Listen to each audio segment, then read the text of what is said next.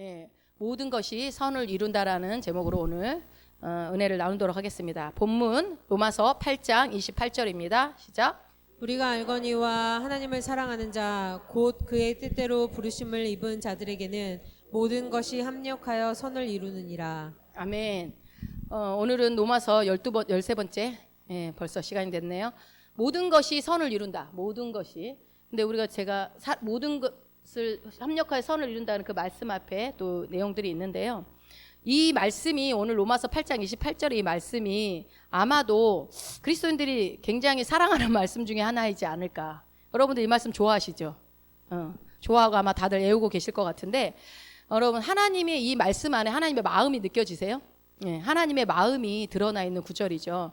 그래서 하나님께서는요, 우리 자신에 대해서, 여러분 한 사람 한 사람에 대해서 놀라운 계획을 갖고 계시고, 그리고 좋은 계획과 뜻을 가지고 계시다는 것을 여러분 믿으십니까? 예, 실제로 그렇습니다. 예, 저도 너무 믿습니다. 예전에 처음 예수 믿을 때 하나님이 나에 대한 놀라운 계획을 갖고 계신다는 말이 가슴을 뛰게 하더라고요. 나는 나에 대한 계획이 없는 것 같은데 하나님이 계획을 갖고 계시다면 얼마나 놀라운 것일까? 기대가 됐어요. 여러분 기대하셔도 좋습니다. 하나님의 계획과 뜻은 언제나 가장 좋은 것이고 놀라운 것이죠. 그것을 우리 한 사람 한 사람에게 갖고 계시고, 놀라운 계획뿐만 아니라 각 사람에게 또 부르심이 있죠. 우리 모두에게 또 부르심이 있어서 어느 누구도, 예수 안에 들어온 어느 누구도 그럭저럭 대충 살아야 될 인생은 없습니다. 그리고 어떤 실패할 인생으로 계획되어진 인생은 아무도 없습니다. 그러므로 우리는 예수 안에 들어온 자들은요, 실패한 인생은 있을 수 없고 실패할 수도 없습니다. 실패하는 것은, 그러니까 실패 기준이 뭔지 모르겠지만 어쨌든 실패한 인생을 하나님은 우리에게 계획하지 않으신다는 거예요. 그렇다면 여러분이 실패할까 두려워할 필요도 없는 거죠. 우리는 실패할 이유가 없으니까요. 실패할 수도 없는 자들이니까. 그러나 이제 어쨌든 우리가 그러나 이제 돌아보면, 삶을 돌아보면 우리의 과거의 경험이나 어떤 시간 속에서 되게 상처도 있을 수 있고 아픔도 있을 수 있고, 돌아보니 좋은 것도 있지만 힘든 시간들도 꽤 많이 있었던 것들을 돌아볼 때에, 그것 또한 그러면 하나님이 계획한 것인가? 그럼 하나님 왜 나한테는 그렇게 아픔만 주셨지? 라는 생각을 할 수 있는데, 아니요. 그것은 하나님이 계획한 것이 아닙니다. 여러분이 혹시나 과거에 상처가 있었고 아픔이 있었다면 그것은 하나님의 계획이 아니에요. 하나님은 그런 것을 계획하시는 분이 아니라는 거예요. 여러분 오해하지 마세요. 하나님은 여러분 인생에 나쁜 일을 계획하신 분이 아니에요. 하나님은요, 우리 인생에 비극을 계획하지 않으신다고요. 그러니까 혹여 그런 일들이 있었다고 한다면 그것은 하나님 뜻이 아니라는 것만 여러분이 염두에 두시고, 자, 그러면 하나님은 어떤 계획을 갖고 계시냐? 우리가 잘 알지만 에레미야 29장 11절 말씀 한번 보겠습니다. 여호와의 말씀이니라. 너희를 향한 나의 생각을 내가 아나니 평안이요 재앙이 아니니라. 너희에게 미래와 희망을 주는 것이니라. 네, 우리 하나님의 생각은 이렇습니다. 우리 하나님의 생각은 어떻다고요? 평안이고 재앙이 아니고. 그러니까 우리 인생에 재앙이 있거나 비극이 있었다면 그건 하나님 뜻 아니라고요. 아니고 뭐라고요? 너희에게 뭐를 주고 싶대요? 미래와 희망을 주는 거예요. 하나님은 언제나 우리에게 희망을 주시는 분입니다. 네. 그래서 평안과 미래와 희망을 주고 계신 생각을 갖고 계신 분이 우리 하나님인데, 아까 우리가 잠언 말씀에도 그랬잖아요. 축복을 주실 때 재앙을 같이 겸하여서 그런 근심된 생각 같이 겸하여 주시는 분이 아니다. 근데 우리는 우리 인생에 일어나는 일이 하나님 왜 나한테 이랬어요? 우리 오해를 많이 하죠. 그런 분이 아니라는 걸 요번에 하나님에 대한 오해를 싹 다 버리시기 바랍니다. 자, 그래서 이 말씀과 똑같은 말씀이 오늘 이 본문 말씀이에요. 방금 예레미야 29장 11절 말씀과 로마서 8장 28절 말씀은 같은 말씀입니다. 자, 뭐예요? 모든 것이 합력해서 선을 이루는 것이 하나님의 뭐라고요? 은혜와 특권이고, 우리에게 주어진 은혜와 특권이고 하나님 뜻이라는 겁니다. 자, 어떻게 하면 이 모든 것이 합력해서 선을 이루는 삶을 살게 될 것인가? 이거를 오늘 한번 살펴보도록 하겠습니다. 자, 지난 시간에 여러분 우리를 도우시는 성령님에 대해서 공부를 했었어요. 기억나시죠? 성령님에 대해서. 결론부터 말씀을 드리면 성령님은 우리 안에 내주하셔서 우리 함께 하시기 때문에 우리가 합력해서 선을 이루실 수 있는 겁니다. 그러니까 우리가 합력하여 선을 이루는 삶을 살 수 있다면 누구 때문이다? 내 안에 계신 성령님 때문이라는 거. 이거 결론이에요. 결론부터 말씀드리고 한번 가봅시다. 우리 그 본문의 앞부분에 로마서 8장 28절 합력해서 선을 이룬다는 말씀 하시기 전에 8장 26절과 27절에 무슨 말씀이 있는지 한번 봅시다. 읽어봅니다. 이와 같이 성령도 우리의 연약함을 도우시나니 우리는 마땅히 기도할 바를 알지 못하나 오직 성령이 말할 수 없는 탄식으로 우리를 위하여 친히 간구하시느니라. 27절. 마음을 살피시는 이가 성령의 생각을 아시나니 이는 성령이 하나님의 뜻대로 성도를 위하여 간구하심이니라. 예. 26절로 돌아가 보면 성령이 무엇을 도운대요? 우리의 연약함을 도우세요. 우리 연약한 거 다 알고 계신다고 말씀드렸죠. 연약함을 도우시고 또 어떻게 해요? 말할 수 없는 탄식함을 우리를 위해서 친히 직접 간구하신다는 거예요. 직접 기도하고 계시고요. 또 27절에 뭐예요? 또 여기도 마찬가지죠. 성도들을 위해서 하나님의 뜻대로 갈 수 있도록 대신 기도해 주고 계신 분이 성령님이다 라고 나와 있죠. 또 성령님이 어떤 분이냐면요. 시편 23편 3절입니다.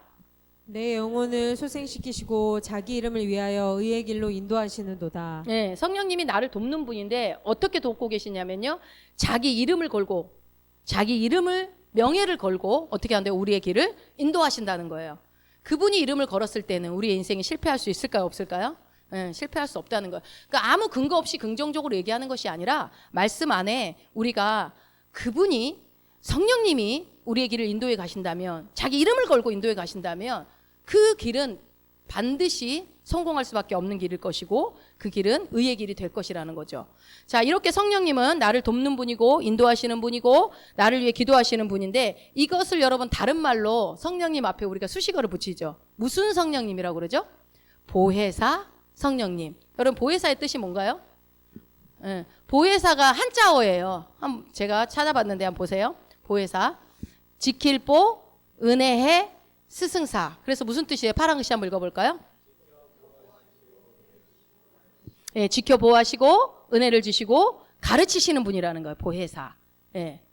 자, 지키시고 은혜를 베푸시고 스승처럼 가르쳐 주신다는 거죠.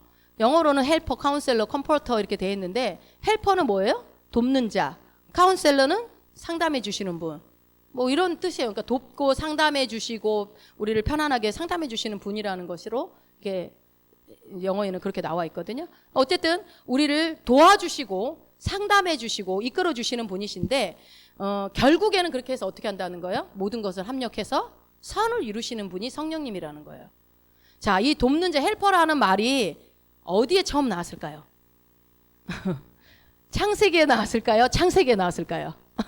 창세기에 나왔습니다. 창세기 2장 18절에 이 단어가 처음 나온 걸로 한번 보겠습니다. 시작. 여호와 하나님이 이르시되 사람이 혼자 사는 것이 좋지 아니하니 내가 그를 위하여 돕는 배필을 지으리라 하시니라. 예, 여기서 돕는 배필할 때 영어로 헬퍼라고 나오거든요. 돕는 배필. 그러니까 하나님은요 아담에게 돕는 자가 있어야 된다는 것을 알고 계셨어요. 그래서 이제 창세기 2장 19절에 보면은 직접 하나님이 아담을 도우시는 장면이 나옵니다. 그래서 하나님이 아담이 동물의 이름을 지을 때 그 동물을 몰아서 갖다 주시는 일을 하시는 것이 이제 하나님이 하신 일이에요. 한번 읽어보세요. 시작. 여호와 하나님이 흙으로 각종 들짐승과 공중의 각종 새를 지으시고 아담이 무엇이라고 부르나 보시려고 그것들을 그에게로 이끌어 가시니 아담이 각 생물을 부르는 것이 곧 그 이름이 되었더라. 예, 이걸 우리가 이제 쓱 읽어 나가지만 보시면 아담이 동물 이름을 지을 때 일일이 한 마리 한 마리 찾아다니면서 짓지 않았어요. 누가 끌어왔어요? 하나님이 동물은 몰아가지고 아담 앞으로 데려다 주면 아담이 보고 코끼리, 사자, 호랑이 이렇게 한 거예요. 여러분 이름 짓는 것도 물론 쉬운 일은 아니지만 그거 앞에다 다 끌어오기가 그 어려운 일은 누가 하셔요? 하나님이 다 하시는 거예요. 하나님이 아담 혼자 이 동물들 다 이름 지을 수 없다는 거 알고 계셨어요. 그래서 어려운 건 내가 할게. 너는 이름만 줘. 앞으로 싹 갖다 주면 코가 기네, 코끼리네. 우리 부른 대로 영감으로 이게 얼마나 IQ가 몇이었는지 상상이 안 되죠. 보는 대로 막 이렇게. 그래서 이름을 짓습니다. 그러니까 그것을 어떻게 해요? 하나님께서 아담을 도와주시는 장면이 친히 도와주세요. 왜? 아담이 도움이 필요했다는 거 하나님 알고 계셨기 때문에. 그런데 하나님은요.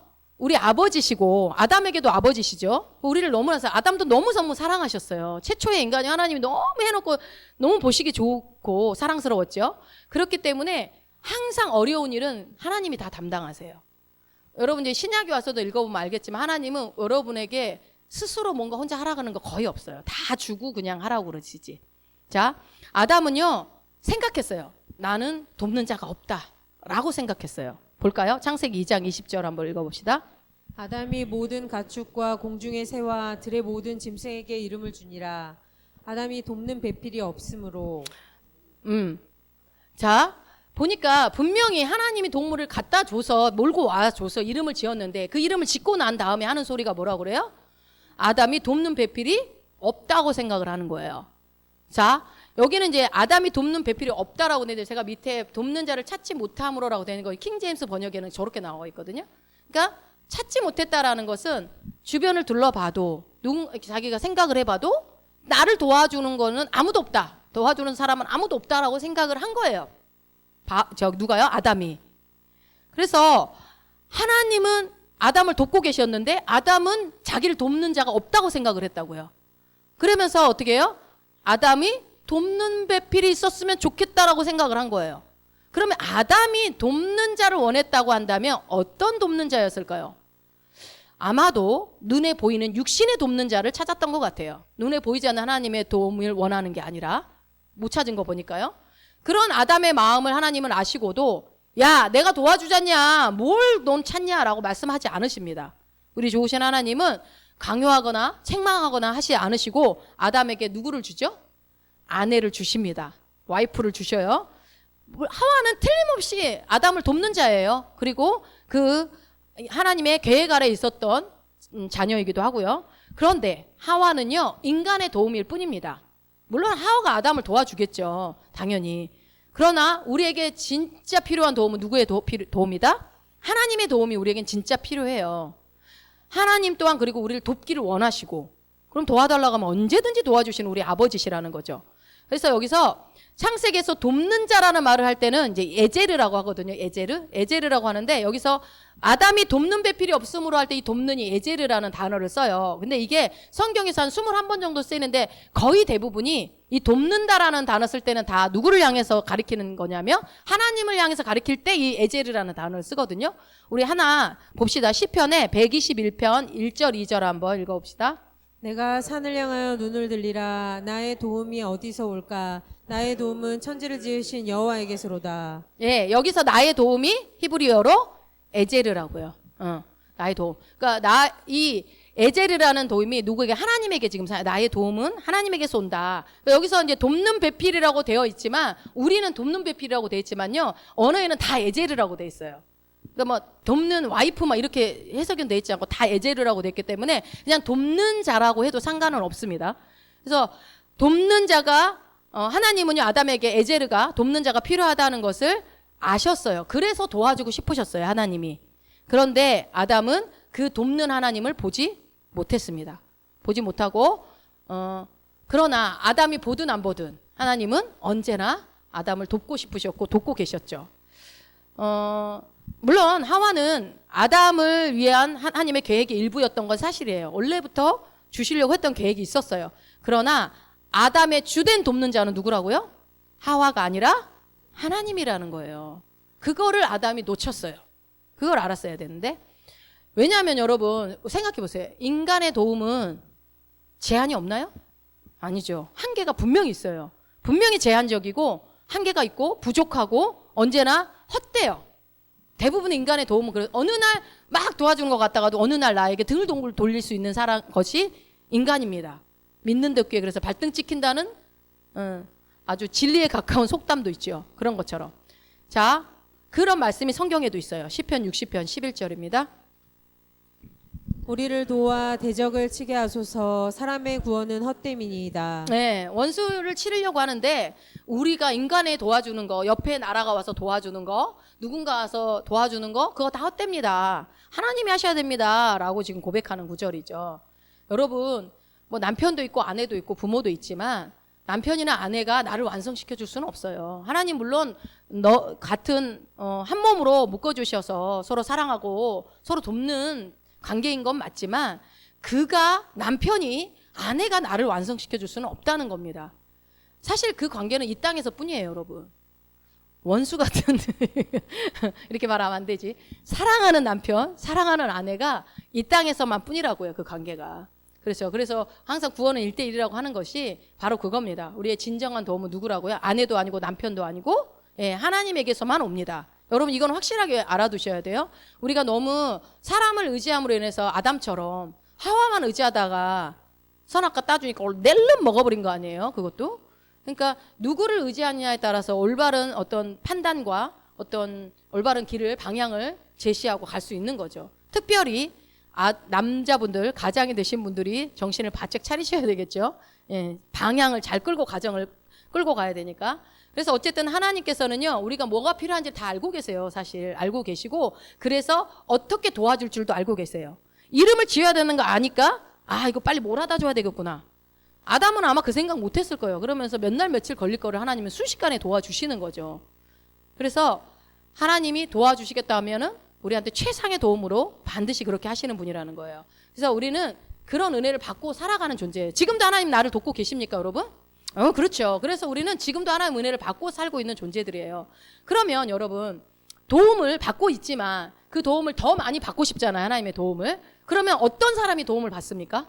어떤 사람이? 도움을 요청하는 사람이 도움을 받죠. 여러분 성령님은 돕는 자로죠. 헬퍼라고 하죠. 헬퍼. 헬퍼는 말 그대로 도와달라고 해야 도와줘요. 그러니까는 성령님을 인격이시니까 뭐 활용한다 막 이런 말은 좀 안 맞는 것 같고 그분의 도움을 누가 더 많이 요청하냐에 따라서 그분의 능력을 더 많이 내 삶 가운데 끌어올 수 있겠죠. 그래서 우리는 도움을 요청하는 사람들이 되어야 해요. 될 수 있으면 많이 요청을 해야 되겠죠. 그래서 어떻게 해요? 도움을 요청하려면 어디로 누구한테 나가야 돼요? 하나님께 나아가야 되겠죠. 자, 히브리서 4장 16절입니다.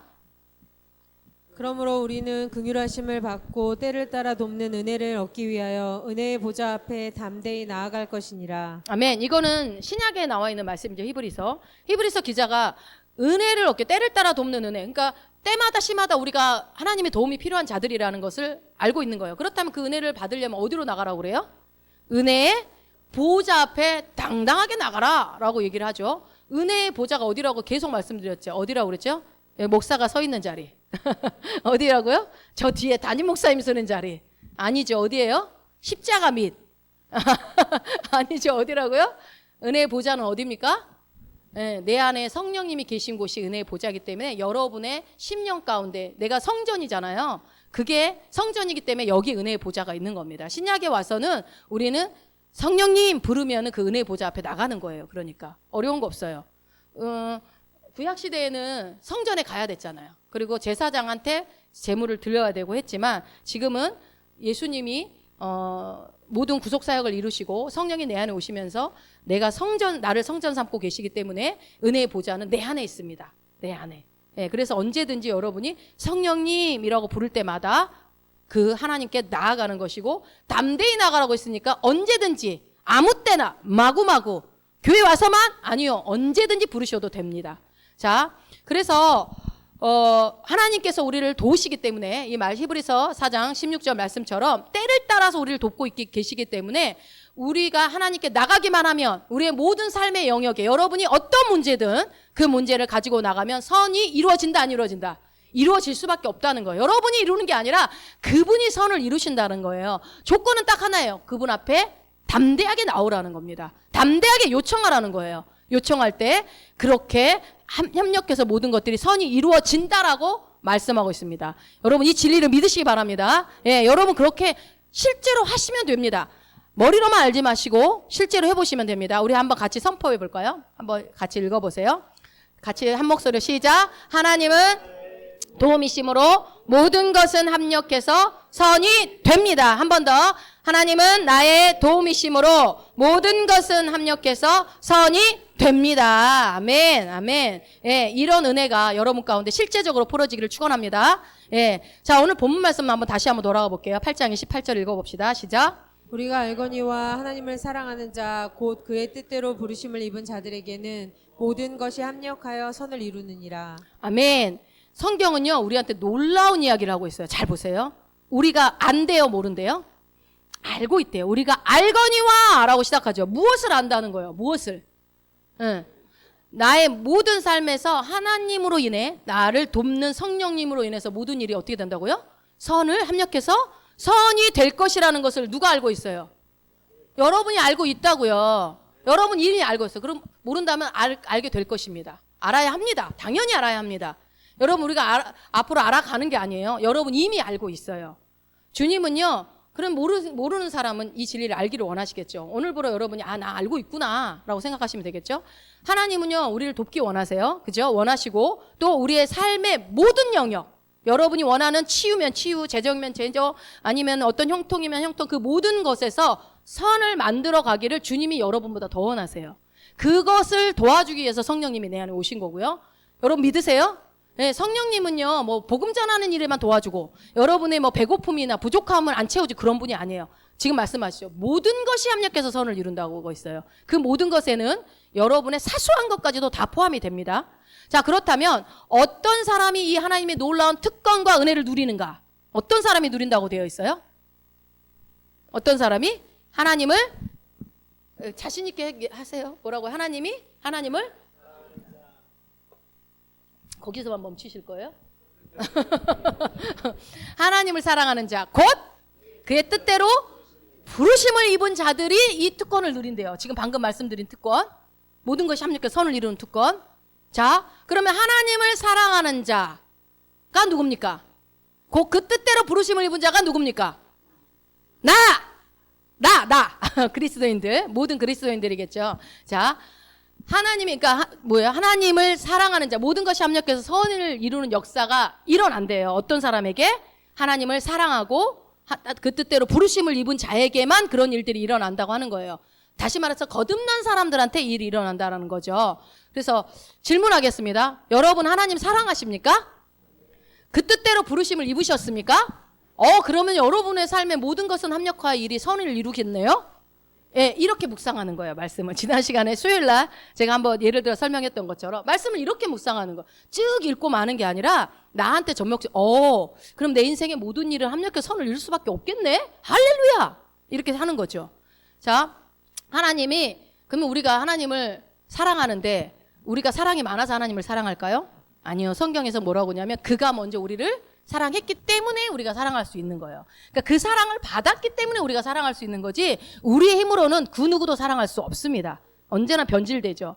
근데 우리를 하나님이 언제 사랑하셨습니까?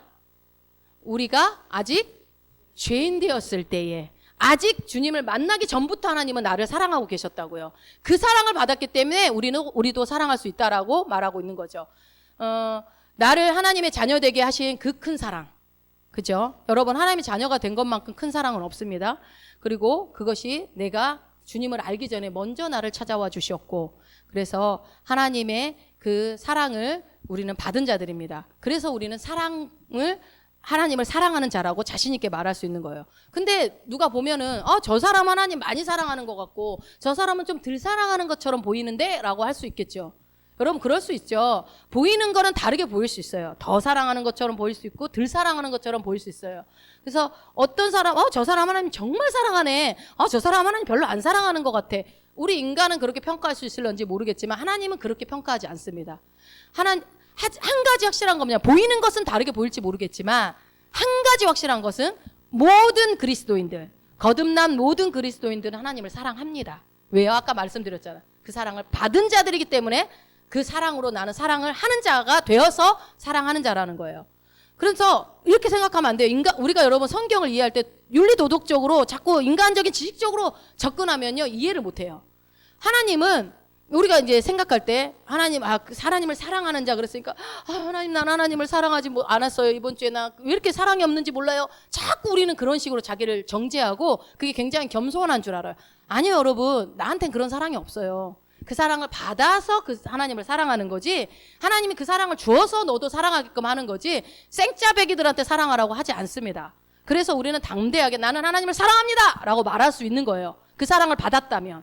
여러분 그 사랑 받으셨어요? 그럼 담대하게 한번 말해볼까요? 하나님 사랑합니다.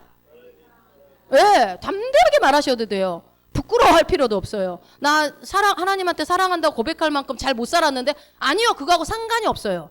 우리는 하나님을 사랑하는 자입니다. 그래서 그래도 모든 것이 합력하여 선을 이루려면 놀라운 일이 일어나려면 요 정도는 좀 하나님을 사랑해야 되지 않을까? 라고 생각하는 게 여러분 이게 육신적인 접근이에요. 성경을 볼 때. 성경은요 여러분에게 어떤 기준을 말하지 않아요. 100% 채워라, 10%는 안 된다, 50% 이상이어야 된다, 그렇게 기준을 정한 구절이 한 구절도 없어요. 그냥 뭐라고 그랬어요? 하나님을 사랑하는 자라고 나와 있잖아요. 잘 보세요. 뭐라고 했어요? 하나님을 50% 이상 사랑하는 자라고 돼 있어요? 하나님을 70% 이상 사랑하는 자. 아니요. 그냥 하나님을 사랑하는 자라고 돼 있다라는 것은 우리가 이미 하나님을 사랑하는 자가 되었다라는 얘기예요. 그래서 그냥 하나님을 사랑하는 자, 우리 모두 거듭난 자들에게는 모든 것이 합력해서 선이 이루어지는 역사가 우리 삶 가운데 일어난다는 것입니다. 할렐루야. 예. 그래서 그의 뜻대로 보니까 그의 뜻대로 부르심을 입은 자들에게는 모든 것이 합력하여 선을 이룹니다라고 되어 있죠. 말씀하고 있죠. 어떤 사람들이 부르심을 입은 자들입니까? 어떤 사람들이? 우리죠. 다시 계속 얘기하지만 하나님을 사랑하는 자가 부르심을 입은 자들이고, 부르심을 입은 자들이 거듭난 자들이고, 거듭난 자들이 그리스도인이고, 그리스도인이 나고. 결론은 뭐예요? 나다. 예. 그래서 한 번 더 외쳐볼까요? 나는 하나님의 뜻대로 부르심을 입은 자입니다. 네, 여러분의 정체성을 지금 계속 말씀드리고 있습니다. 자, 그러면은 성경에 바울이 우리에 대한 정체성 얘기를 많이 하죠. 에베소서 1장 18절에 우리에 대해서 뭐라고 얘기하고 있는지 봅시다. 시작. 너희 마음의 눈을 밝히사 그의 부르심의 소망이 무엇이며 성도 안에서 그 기업의 영광의 풍성함이 무엇이며. 예, 지금 바울이요. 여러분 에베소서는 작은 로마서라고 그랬잖아요. 아주 애절하게 에베소서 1장에 쭉 보면요. 우리를 향한 하나님의 놀라운 계획들을 제발 알았으면 좋겠다 하는 내용들이 바울의 애타는 기도가 나와요. 보니까 뭐라고 돼 있어요? 우리 그리스도인들만이 성취할 수 있는 우리 삶에 대한 목적과 부르심을 누가 가지고 계시는 거예요? 하나님이 가지고 계시다는 거예요. 누구한테요? 저와 여러분. 한 사람 한 사람에 대해서 삶에 대한 목적과 부르심을 하나님이 가지고 계시다는 겁니다. 그래서 하나님은요, 이 부르심에 대해서 우리가 여러분이 알기를, 깨닫게 되기를 너무너무 간절히 원하고 계세요. 우리가 그런데요, 내가 깨닫든 못 깨닫든 하나님께서 우리를 부르셨다는 사실에 대해서는 변함이 없습니다. 하나님 나는 안 불렀나 봐. 저 사람 아니요. 그런 일은 없습니다. 하나님은 우리를 다 부르셨고요. 내가 그것에 대해서 믿지 못하는 거고 깨닫지 못하는 것 뿐이에요. 왜냐하면요, 우리의 이 부르심은요, 우리의 옳은 행실에 근거해서 한 게 아니거든요. 이 사람은 말 잘하고 이 사람은 복음 잘 전하고 전도 잘하니까 하나님, 그게 아니에요. 여러분 항상 다시 한번 말씀드립니다. 성경을 우리의 인간의 기준으로 보시면 안 됩니다. 하나님 뭐라고 그래요? 하나님의 부르심은 그냥 은혜입니다. 아무 조건 없이 여러분에게 은혜를 베풀어 주신 거예요. 우리의 어떤 행위와 우리의 옳은 행실, 어떤 열심, 어떤 대단한 성공을 이루어서 헌금을 많이 하고 엄청나게 뭔가 업적을 이루고 교회를 몇 개를 세우고 이런 것을 보고서 너는 부른 사람이고 그냥 시골에서 농사만 짓고 있는 사람은 안 부른 사람이 아니라는 거예요. 그것은 인간의 기준입니다. 행실로 보는 거. 아니요. 하나님은 우리 행실에, 옳은 행실에 근거해서 부르신 것이 아니라 이것은요, 창세 전부터 이미 계획된 일이에요. 여러분이 엄마 뱃속에서 만들기 전부터 계획된 일이라고요. 그러니 여러분 우리가 이 자리에 있는 게 엄청나게 놀라운 일이에요. 그리스도인이 됐다라는 건. 여러분 성공하려고 노력하지 않아도 돼요. 우린 이미 성공한 사람들이에요. 하나님의 자녀보다 더 큰 성공이 어디 있어요? 근데 그거를 내가 이룬 것도 아니고 주님이 거저 주셨잖아요. 자, 에베소서의 1장 4절 5절에 우리를 창세전부터 계획한 하나님의 말씀을 한번 보세요. 잘 뜻 이해하면서 읽어보세요. 곧 창세전에 그리스도 안에서 우리를 택하사 우리로 사랑 안에서 그 앞에 거룩하고 흠이 없게 하시려고 그 기쁘신 뜻대로 우리를 예정하사 예수 그리스도로 말미암아 자기의 아들들이 되게 하셨으니. 아멘. 이거 예전에 제가 수예배 때 그 예정에 대해서는 얘기를 했는데, 그러면은 예수 믿게 된 것을 미리 예정된 거 아니야? 그거 아니라고 그랬죠. 냉장고 안에서 과일을 꺼낸 거 그림 보여줘 기억나세요 혹시? 여기에서 보면 뭐라고 그랬어요? 그의 택하사 그리스도 안에서 우리를 택했다고 돼 있어요. 그리스도 안에서. 이미 구원받은 자 안에, 구원받은 자, 예수를 받아들인 자 안에, 그러니까 창세 전에 우리는 하나님 알파 오메가이기 때문에 우리의 모든 시간안을 다 보고 계시니까 우리가 예수를 믿게 될 거라는 것을 복음이 주어졌을 때 그 사람이 받아들일 거라는 걸 하나님은 알고 계신다고요. 억지로 믿게 하시지 못해요, 하나님은요. 그러니까 여러분들이 대단하신 거예요. 받아들였으니까, 하나님을. 그래서 하나님을요, 뭐라고 그래요? 우리로 사랑 안에서 그 앞에 거룩하고 어떻게 하게 했대요? 흠이 없게 하시려고. 그러니까 우리를 택한 목적이 나와요. 다시요. 창세전에 예수 믿는 우리들을 택했는데 우리를 예수 믿는 사람들에게 가진 목적이 있대요. 어떻게요? 사랑 안에서 그 앞에 거룩하고 흠이 없게 하려고. 흠이 없게 하려고 그 기쁘신 뜻대로 하나님이 여러분을 거룩하게 흠이 없게 하시는 걸 너무너무 기뻐하시는 거예요. 여러분을 구별된 자로 살아가게 하는 거, 흠이 없이 살아가게 하는 걸 너무너무 기쁘게 여기시는데 우리를 예정했대요. 예수 그리스도로 말미암아 자기의 아들들이 되게 하시려고 하시려는. 그러니까 우리는 이미 이 예정이 이루어졌어요? 안 이루어졌어요? 이루어졌어요. 그럼 우리가 할 건 뭐예요? 믿기만 하면 돼요. 이걸 믿기만 하면 돼. 난 창세전에 택함 받았고 그 안에서 하나님이 기쁘신 뜻대로 나를 거룩하고 흠이 없게 만들려고 부르셨구나. 그럼 나는 거룩하고 흠이 없게 되겠구나. 나의 삶은 거룩하고 흠이 없는 삶의 방향으로 달려가고 있겠구나 라고 믿으시고, 그래서 나는 하나님의 아들이 되었어, 아빠라고 부를 수 있는 자가 되었어 라고 여러분이 믿으시면 되는 거예요. 바울은요, 제발 그것 좀 믿어라 라고 계속 얘기하는 겁니다. 구원받은 우리들은요, 그분의 뜻대로 부르심을 입은 자들입니다. 아멘. 예. 그래서 결국은 뭐라고요? 모든 것이 합력하면은 어떻게 돼요? 선이 되는 이 놀라운 은혜가 우리의 이 은혜를 누리는 사람들, 하나님의 구원의 은혜를 누리는 삶이 되어지는데, 그 삶을 누리는 자가 누구라고요? 바로 나라는 거예요. 우리 그리스도인이라는 것입니다. 그 얘기를 하는 거예요. 여러분이 어떤 은혜를 누리고 있는지를 계속 말씀하고 있는 거예요. 저와 여러분은요, 예수님께 부름 받은 자들입니다. 아멘. 예, 우리가 이것을 깨닫든 못 깨닫든 이건 진리예요. 여러분 깨달았고 받아들이실래요? 예, 이 진리의 말씀을 받아들이면 여러분 믿음은 성장합니다. 믿음은 들음에서 나기 때문에. 자, 우리는 예수님의 뜻대로 부르심을 입은 자들이고요, 하나님을 사랑하는 자들이기 때문에 모든 것이 합력하여 선을 이루는 삶을 살게 된다라고 말씀하고 있기 때문에, 여러분 내가 합력해서 어떻게 하든 선을 이루려고 내가 노력할 필요는 없어요. 그냥 믿음으로 이 진리의 말씀을 취하시면 돼요. 나는 이런 삶을 살 수밖에 없는 존재구나. 아멘. 이렇게 하시면 된다고요. 우리 그리스도인들에게는요, 그러니까 여러분이 이걸 왜 믿으시라고 자꾸 반복해서 얘기하냐면요, 내 모든 삶은 합력해서 선이 되는 역사가 일어나는구나. 누구보다도 나의 삶에서는 그런 일이 일어날 수밖에 없구나라고 믿으시면요, 여러분의 삶에 실제로 그런 일들이 눈에 보여지게 이제 여러분들이 느끼게 되기 때문에 그래요. 여러분, 하나님 말씀은 살아있는 씨죠. 반드시 열매가 맺어져요. 그러니까 여러분이 믿으면은 실제가 된다고요. 아무리 말씀이 실제라고 얘기해도 안 믿는 사람한테는 절대 실제가 되지 않아요. 실제가 된다는 거는 뭐예요? 내 삶에 나타난다는 것을 얘기하는 거죠. 그래서 여러분이 해야 될 거는 언제나 뭐예요? 말씀을 믿음으로 취하시면 돼요. 아멘을 하시라고요. 아멘. 나의 삶 가운데 일어나는 모든 일이 결국은 뭐가 된대요? 선이 된대요. 선. 네. 다시 함께 선언해 봅시다. 나의 삶에 일어나는 모든 일은 결국은 합력하여 선을 이룹니다. 아멘. 여러분 이거 믿으셔야 돼요. 여러분의 인생을 하나님이 마무리하실 때 선으로 바꾸셔서 아름답게 마무리하실 거예요. 걱정하지 않으셔도 돼요. 네. 뭐 안 될까 어쩔까 왜 걱정을 하시는지 말씀에 근거해서 여러분이 그냥 믿으시면 돼요. 안 믿으시니까 불안하신 거죠. 자, 이 말이요, 여러분 이렇게 들으시면 안 돼요. 그리스도인들에게는 어떤 어려움도 없고 고난도 없고 힘든 일도 없다라는 얘기냐? 그렇습니까? 아니요. 그런 게 어떤 누군가는 그리스도인 중에 질병 때문에 고통당하는 사람이 있을 거고, 어떤 누군가는 자녀가 아파서 고통당하는 사람도 있을 거고, 어떤 누군가는 사업의 어려움 때문에 힘들어하고 있는 사람들도 있을 거예요. 그리스도인들 안에 그 어려움들을 겪고 있어요. 어려운 일들이 일어날 수 있어요. 그리스도인들 예수 믿고 신앙생활 열심히 한다고 해도 일어날 수 있다고요. 일어날 수 있어요. 그러면 그때 어려움이 일어났어요. 하나님이 어떻게 나한테 이렇게 할 수가 있어? 어떻게 내 삶에 이런 일을 허용하실 수가 있어? 라고 따지는 일이 아니라, 여러분이 이 말씀을 오늘 로마서 8장 28절 말씀을 믿는다면, 정말로 믿음으로 취하셨다면 원망할 수 없죠. 왜요? 결국은 어떻게 된다고? 이 어려움과 고난과 환난과 그 모든 일들이 합력해서 선이 될 거니까. 여러분의 어려움과 힘든 시간들이 결국은 뭐가 된다고요? 하나님이 선으로 만들어 버린다고요.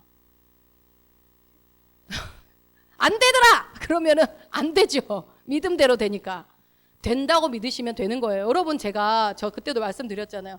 이스라엘 백성들이 출애굽해서 마라의 쓴물을 먹을 때, 하나님 어떻게 우리를 마라에서 이 쓴물을 줄 수가 있습니까? 할 때 하나님의 뜻이 쓴물이었습니까? 아니라고요. 바로 얼마 안 가면 오아시스 엘림이 있었잖아요. 엘림이 있었지만 하나님이 엘림이 끝이었어요? 어디가 끝이었어요?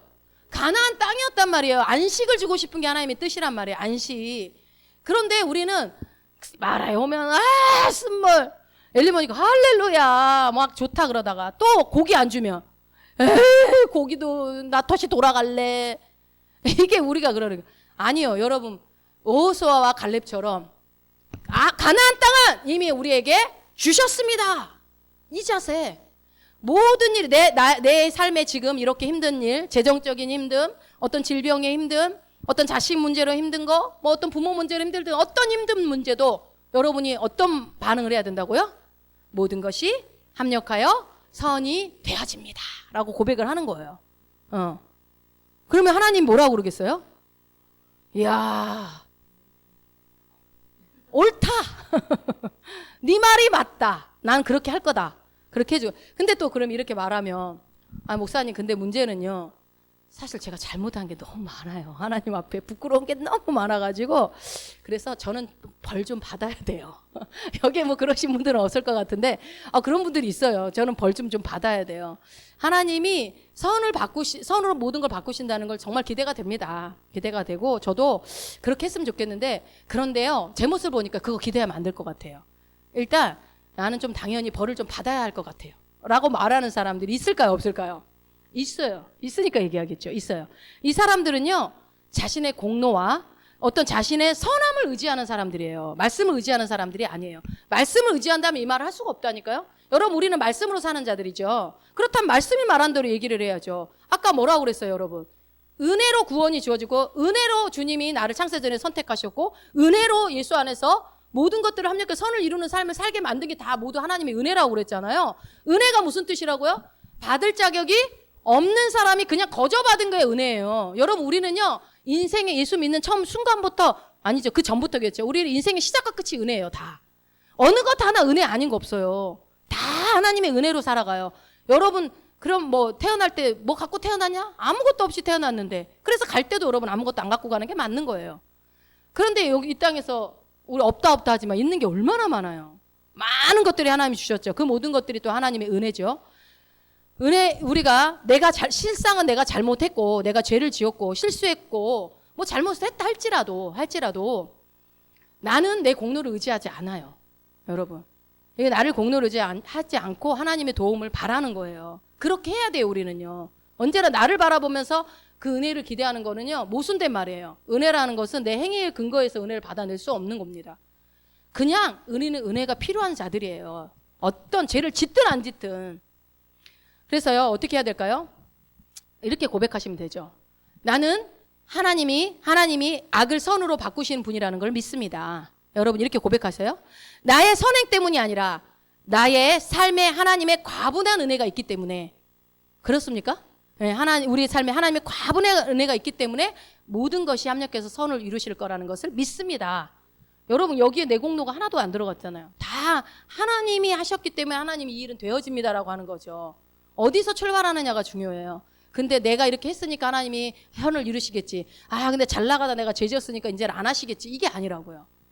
자, 요한일서 3장 19절 20절 한번 읽어보겠습니다. 이로써 우리가 진리에 속한 줄을 알고 또 우리 마음을 주 앞에서 굳세게 하리니 이는 우리 마음이 혹 우리를 책망할 일이 있어도 하나님은 우리 마음보다 크시고 모든 것을 아시기 때문이라. 아멘. 너무 위로가 되는 말씀이죠. 우리가 진리에 속한 줄을 알고 계십니까? 네, 우린 진리에 속한 자들이에요. 그래서 또 뭐를 알아요? 우리 마음을 주 앞에서 그래서 굳세게 하래요. 진리를 아는 자니까. 이는 뭐예요? 우리 마음이 책망할 일이 있어도 우리는 스스로는 양심이라는 게 있기 때문에 걸리는 것들이 있단 말이에요. 그렇게 있지만 하나님은 그렇게 보지 않는다는 거예요.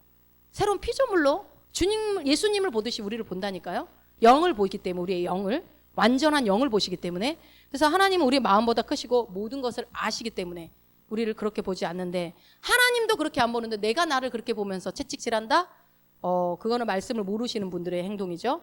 그래서 우리는 진리에 속하였기 때문에 마음을 주 앞에서 굳세게 하시기 바랍니다. 네, 굳세게 한다는 말은 뭐예요? 담대하게 하나님 앞에 나가시라는 거예요. 언제든지. 그러니까 내가 책망받을 일이 했다 할지라도 그것 때문에 하나님 앞에 담대하게 나가는 일에 주저하지 마십시오. 이게 의입니다. 이게 의로운 자들의 모습입니다. 그냥 모든 것이 합력하여 선을 이룹니다라고 선포하시고 나가시면 됩니다.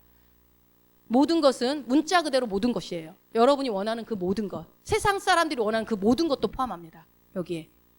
그 모든 것에는요, 원하는 것만 있는 게 아니라 또 뭐가 있냐면 우리의 실수도 실패도 연약함도 같이 다 들어있는 거예요. 다 포함되어 있는 거예요. 그러므로 선언합시다. 모든 것이 합력하여 선을 이루게 된다라는 거. 예.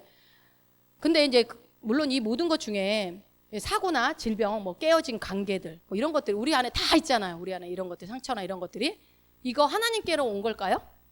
하나님께서 왔을까요? 내 상처, 내 삶에 일어났던 사고들, 질병들, 원치 않았던 그 일들이 다 하나님께로서 온 것이 아닙니다. 여러분 세상이 지금 주님이 오시기 전이기 때문에 타락했어요. 지금 원상복구 회복되지 않았잖아요. 타락했기 때문에 이 타락한 이 세상의 일부분을 우리가 지금 경험하고 있는 거예요. 그래서 여러분 그랬잖아요. 우리가 하나님이 예수님이 마귀 사탄을 이겼고 우리는 마귀는 우리를 어떻게 할 수 없는 우리는 대단한 존재들이지만 만약에 근심, 걱정, 염려하고 세상 사람들과 똑같이 말씀의 진리를 믿지 않고 세상의 기준을 쫓아가게 되면 당하지 않아도 될 마귀의 공격을 당한다는 거지 마귀가 힘이 세서 우리를 집어삼키는 게 아니라고요.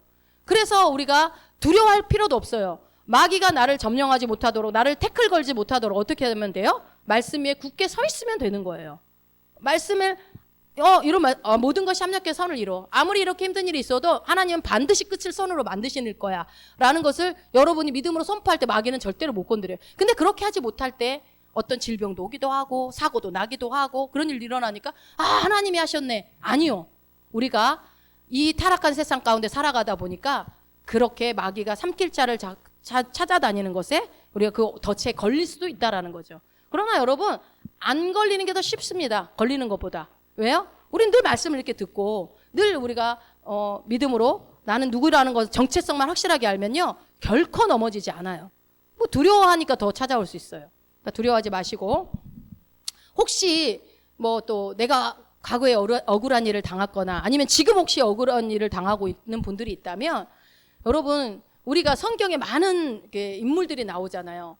가장 억울했던 인물이 예수님 빼고 누구였던 것 같으세요, 여러분? 이 인생에서 가장 억울한 일을 당했던 사람.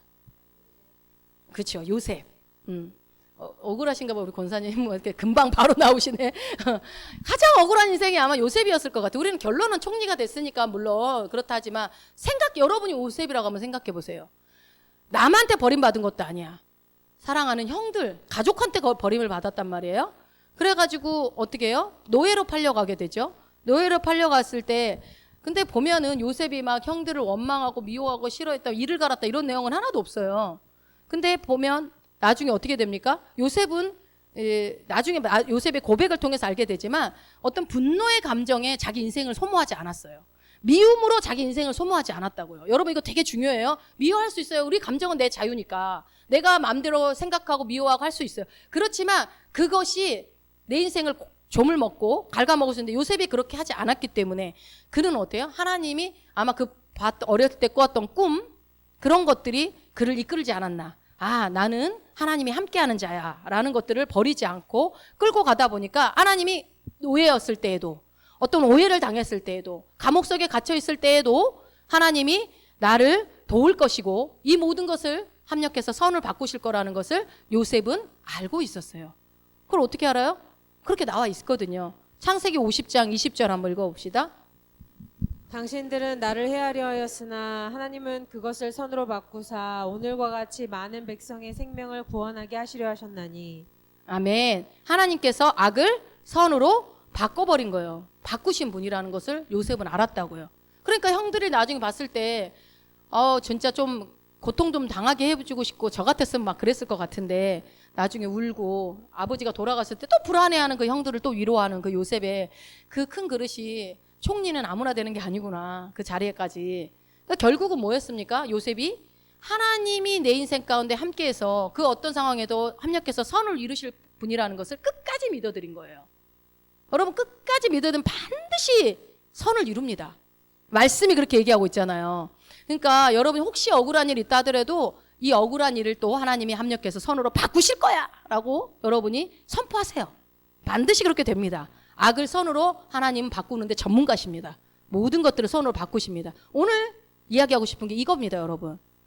또 어떤 사람이 나는 죄 때문에 내가 지금 문제를 겪고 있습니다 라고 말하는 분들도 있을 거예요. 여러분 우리가 반복되는 습관적인 죄들이 있잖아요. 잘 해결되지 않는 것들. 근데 이거를 우리가 이 사람 너무 심한데 하나님 앞에 인정받은 사람 누가 있어요? 쟤도 이렇게 심하게 지어놓고 그래도 하나님 마음에 들었던 사람이 누구예요?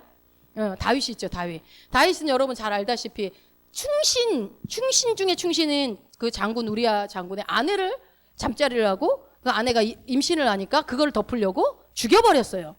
근데 그 죄의 질이 너무 악질이에요. 사실 보면은 가만 생각해 보면 너무 악질이죠. 그래갖고 다윗은요 잘 덮었다고 생각했어요. 이거는 완전 비밀이다.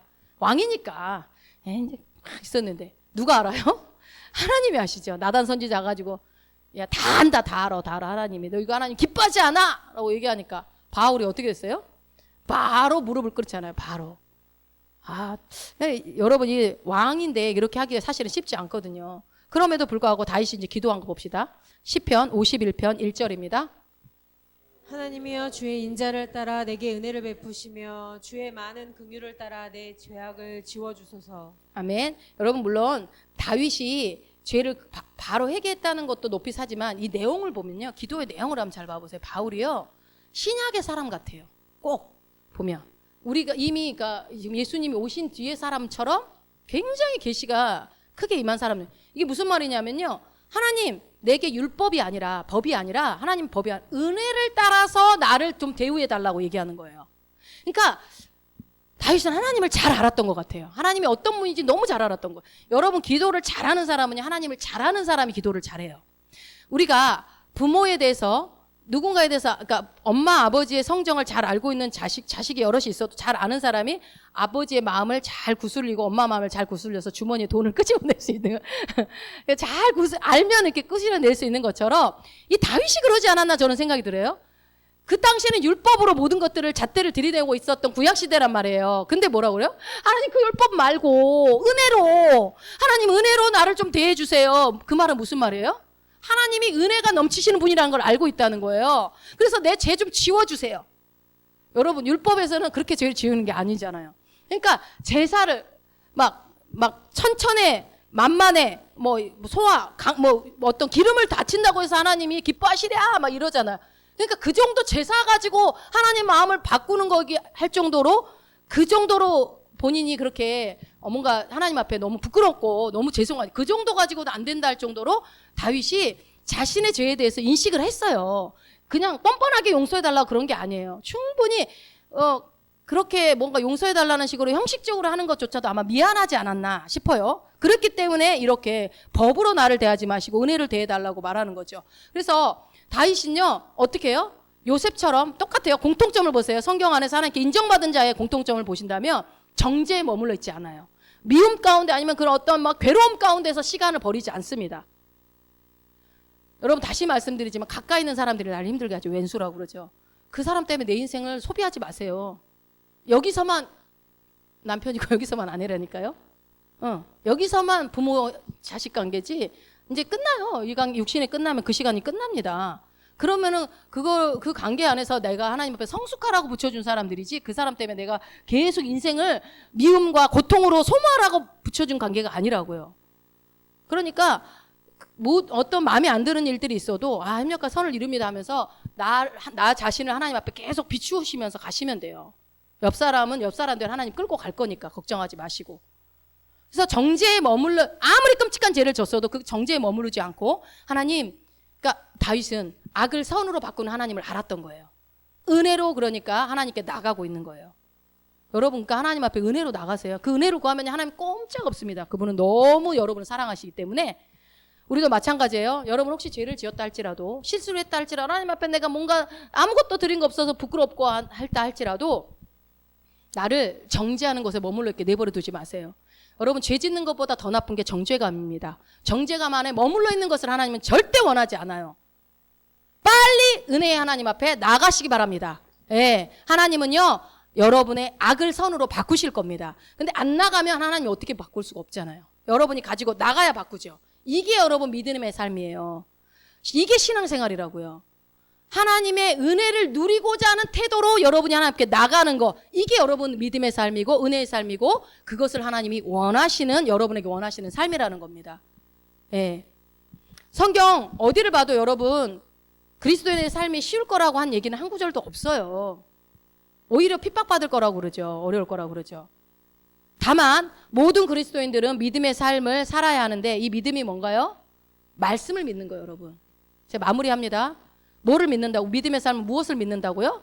말씀을 믿는 거예요, 말씀을. 그렇다면 오늘 말씀에 뭐라고 얘기했어요? 로마서 8장 24절에 우리의 모든 삶에 모든 것이 합력하여 선이 될 거라고 말씀했다고. 여러분 이거 믿으십니까?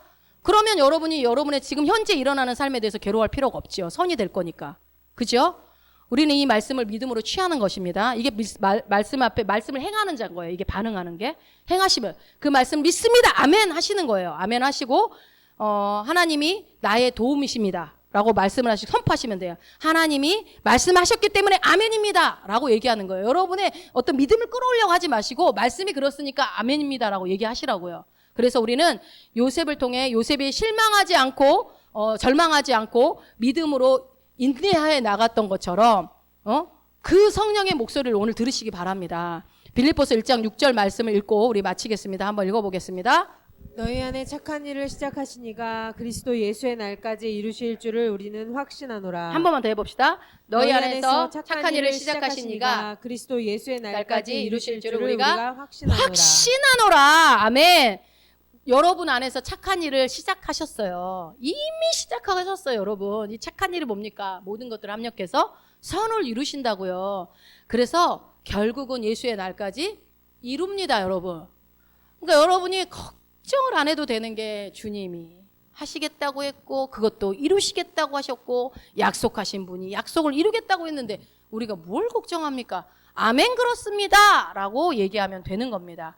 그래서 결국에는요 여러분의 인생이 우리의 모든 인생이 마지막인 지금도 그렇고 현재도 협력해서 선이 될 것이라는 것을 꼭 믿으시고 우리가 그 말하는 것이 실제가 되어서 하나님의 은혜를 누리는 인생이 되기를 예수 이름으로 축원드립니다.